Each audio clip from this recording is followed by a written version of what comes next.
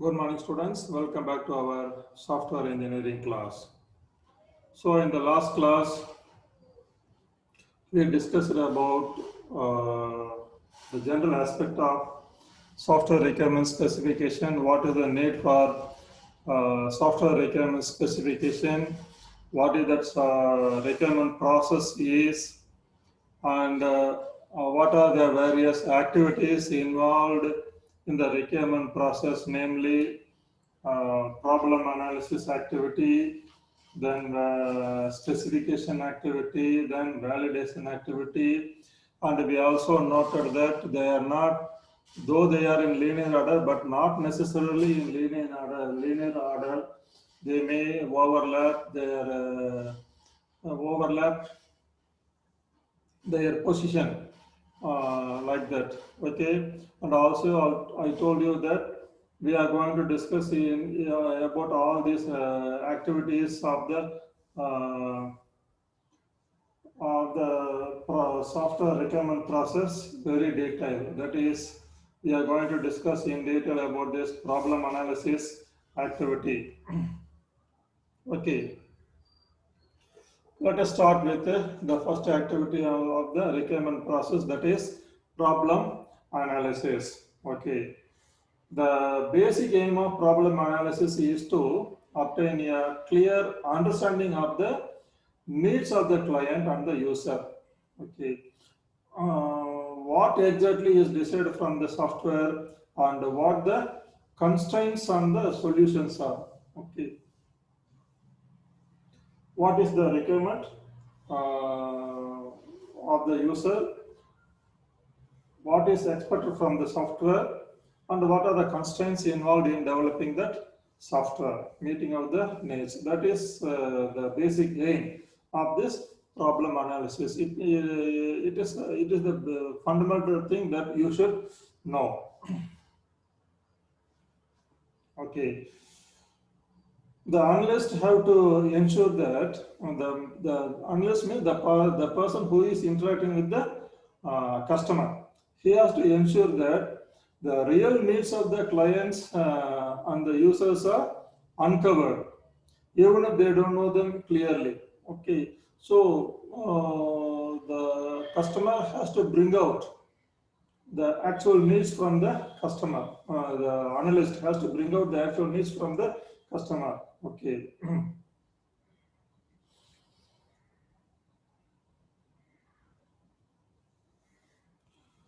So he not only just collect the organizing the information, but he has to act as a consultant who plays an active role in helping the client. Okay, not only a data gatherer, he should be he should play an active role in helping the customer and the client. Okay, okay, what are their needs and other thing that he should explore with the customer, because many a time the client or the customers, they may not express all their needs in a methodological and systematic way. So the analyst has to bring out the required information from the client. Okay, the basic principle used in analysis is divide and conquer method. Okay, I told you about this divide and conquer method in the last class. When the complexity of the problem is very high, we have to divide that problem into smaller pieces. The same approach we can follow it in the problem analysis stage also. When you use this divide and conquer method, you partition the problem into sub problems and try to understand each of the sub problem. Okay, and its relationship to other sub problems, so that we can understand the total problem.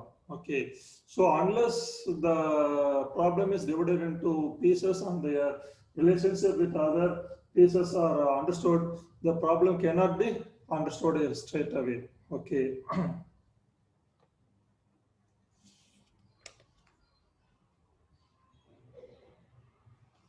Now, what are the various various methods used in problem analysis. Methods used for problem analysis, they are informal approach, data flow modeling, object-oriented modeling, and prototyping. Prototyping, informal approach, data flow modeling, object-oriented modeling, prototyping model. So these are the four methods used for analyzing the problem, analyzing the customer needs, analyzing the preparing the software for the customer needs. Okay, all are same. Okay, informal approach, data flow modeling, object oriented modeling, and prototyping. Okay. First, we start with the informal approach to problem analysis.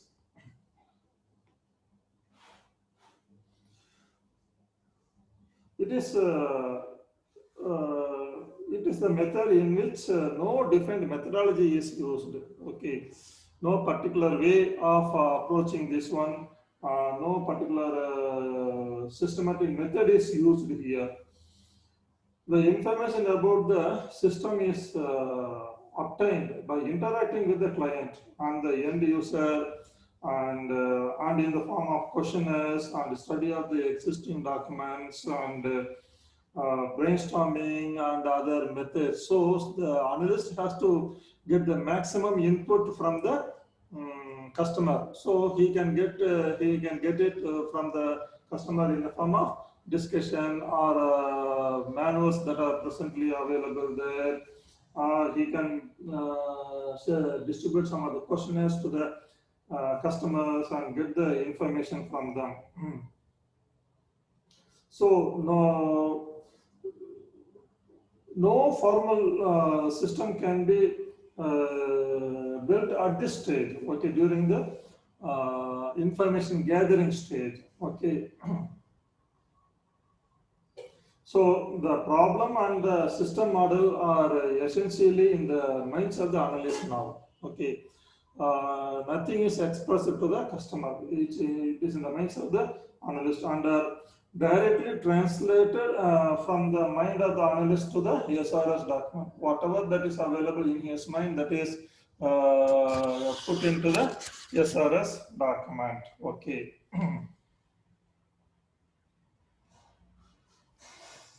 So to do this, the analyst will have to have a series of meeting with the client and the end users. Then only he can get the maximum from the client. Okay. During these meetings, and maybe in the early part of the meetings, the client and the end user will explain to the analyst about their work, their environment, and their needs as they perceive them. Okay. Any document describing the work or the organization may be given to the analyst. Okay, along with outputs of the existing methods or of performing those tasks. Okay, they can be given to the developer. So during these early meetings, the analyst basically a listener. Okay, he will simply listen to the conversation. Okay, he won't interact. He will simply listen, observe the information that is given by the customer. Okay. So once the analyst understands the system to some extent, okay, what is the problem? If he gets some idea about what the client is trying to client is trying to convey, then he uses the next meetings for clarification. Okay, so initially he is a listener only. Then in the next few meetings he will ask his clarification. Okay, if there is any, if he is not satisfied, if he couldn't understand some of the items expressed by the customer, first he will listen and ask the clarifications only in the next few sittings only. In the final few meetings, the analyst will essentially explain to the customer what he understood, what are the things expressed by the client that he understood, and and he will tell what the system should do. He will explain those things to the customer. Okay. Then yeah, initial draft of the SRS may be used in the final meetings. Okay. In the final field meeting, the initial draft prepared by the analyst will be used for briefing. Okay. So when you notice all these things, you see that there is no particular methodology is used. Okay. The way analyst perform will differ from one person to another person. One person may interact in depth. Another person will be more of a listener and making a note of whatever the customer gives, and another analyzer will ask for more and more clarification like this. But all of them are doing the very same work of understanding the problem, uh, understanding what the system should provide to the customer. All these things, the final outcome is same, but the approaches by different analysts using the informal approach is different from one analyst to another analyst. Okay. This might be useful for some extent, some developing a smaller system and a medium level systems. When you go for very higher level complexity systems, systems of increased size, then an informal approach may not be very suitable because the size of the problem is big, the complexity of the problem is big. So we have to go for some other method. In the following discussion, we will see what are the other methods to be adopted to understand the problem, to analyze the problem. So one such method is this data flow modeling. Okay, data flow modeling of the problem analysis. It is a widely used one. Okay. It is also called as the structured analysis technique. Okay, and it uses why it is called as structured analysis technique is that it uses function based decomposition of the problem. Okay, while modeling the problem. Okay, what is the various functions are there, and based on those functions, the problem is divided. Okay, and the functions are divided in the top-down order. Okay, it's a top-down approach to solve the problem, to understand the problem. Okay,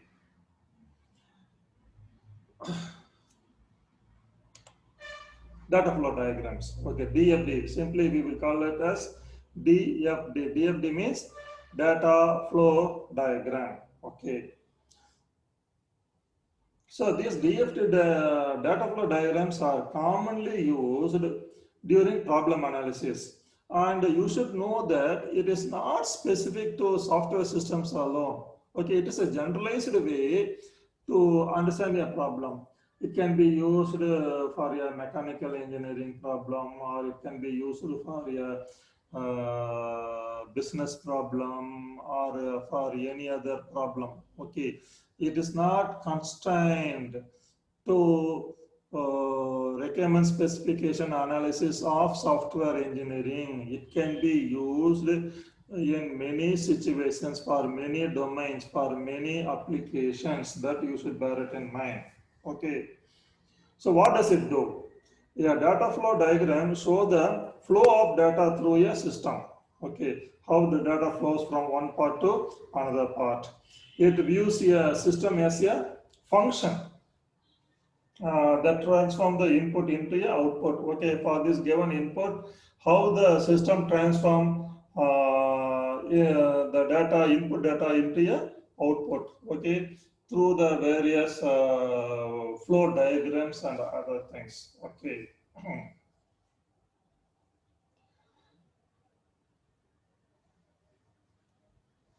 So, any complex system will not perform this transformation of input data into a output in a single step. So, various series of steps are needed during the conversion of the given input data into the correct output. So the DFD also does the very same steps.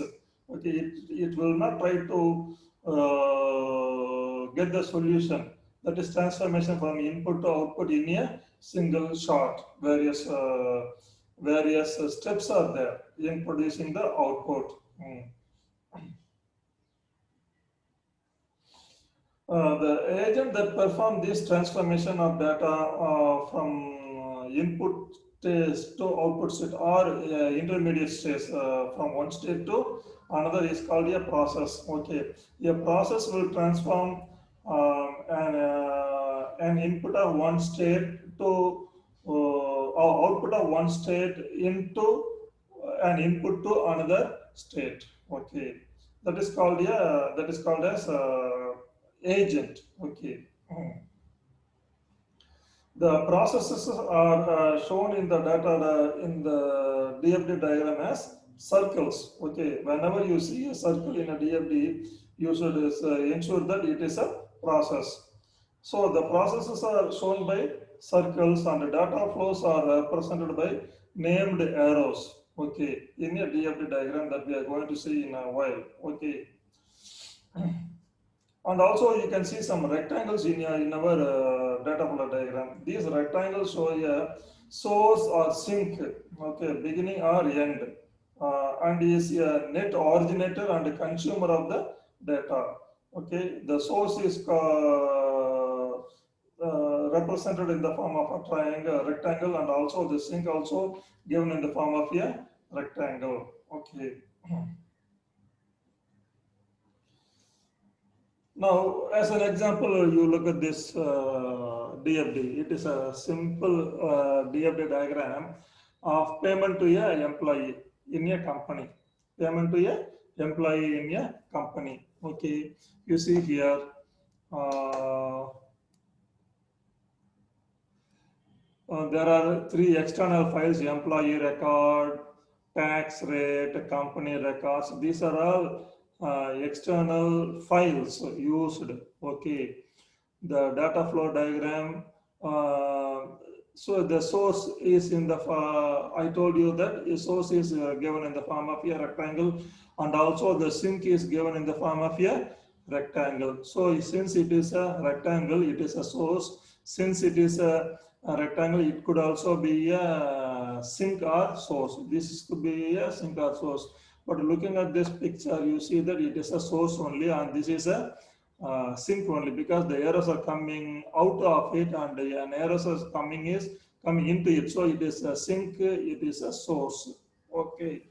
Now you see here data flows are given in the form of in the form of arrows named are there, and these circles are processes. These circles are process. Some process is going on. Some process is going on. Now, what does this DFD do? Okay, a worker supply his employee data. Okay, using this employee data, his employee record is picked up. Get the employee record from where? Excuse me. From the employee record. Okay, using this employee record, get the pay rate and overtime rate for this employee, and calculate the weekly pay using the pay rate, and store it, and put that into the process overtime pay. And using the overtime rate also, you calculate, you put these things and calculate this overtime pay.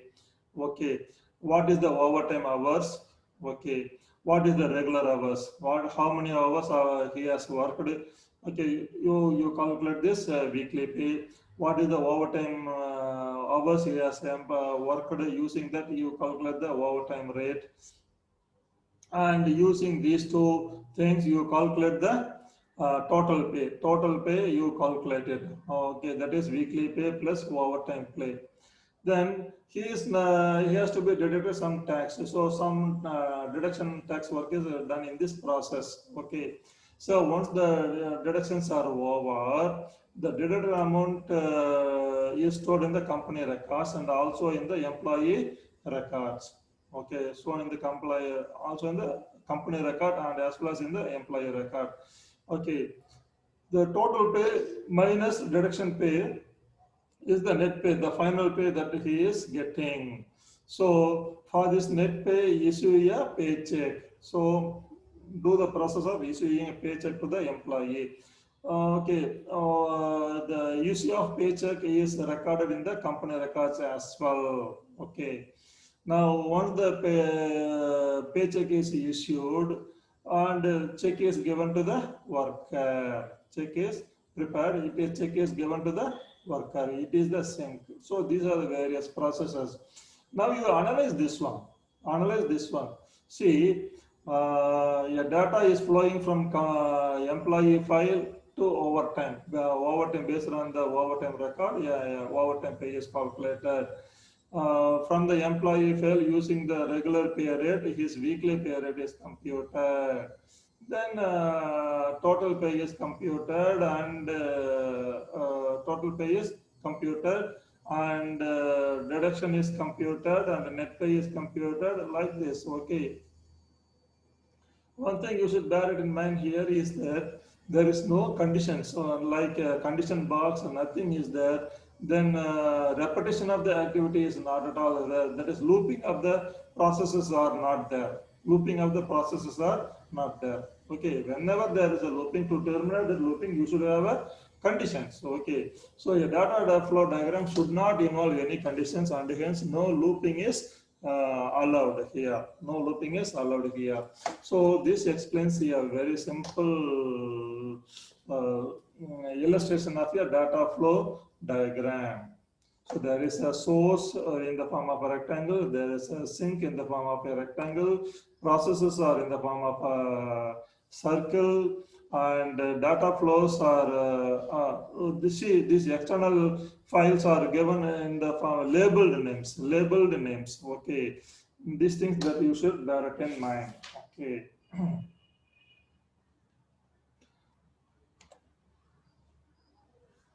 So whatever I told you is given here. External files should be labeled as straight lines. Okay, you see here these external files as labeled company record, employee record, tax rate. These things are given now. Then that one thing, if a process involves, if there is a star means it is an AND operation. It needs two inputs. It needs two inputs. Overtime input, overtime pay means overtime. What is the over rate and what is this overtime hours? Using these things, this overtime is calculated.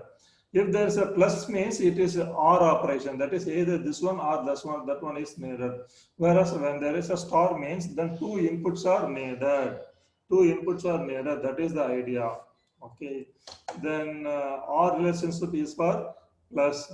All processes and errors should be named. And processes should represent transforms and errors should transform data. These are some of the conventions that we use in the data flow diagrams. Okay. So some general idea about this data flow diagram are that they focus on what transformation happens and they don't bother about how the transformation happen. Okay, what transformation should be there, but it is not how the transformation is there. Okay. Major inputs are only given and the minor inputs are not here, not used. And as I told you now,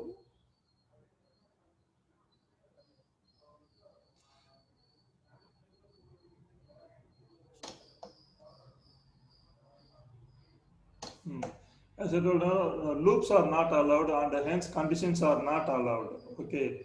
And one thing you should bear it in mind that a data flow diagram is not a flow chart. Usually when you write a program, before writing a program, we draw a flow chart. A flow chart will flow is a figurative representation of the logic behind a program. So a data flow diagram should not be treated as a flow chart. A flow chart may involve conditions. Okay. it may involve looping. A flowchart may involve looping and it may involve some conditions. So such things are not allowed. Such procedures are not allowed in the DFD diagram. So once you look at a diagram, if you happen to see a conditional looping or conditional structures, then you can say that the DFD is not correct. It is error. Okay, and it will have a source and sink and external files. Okay.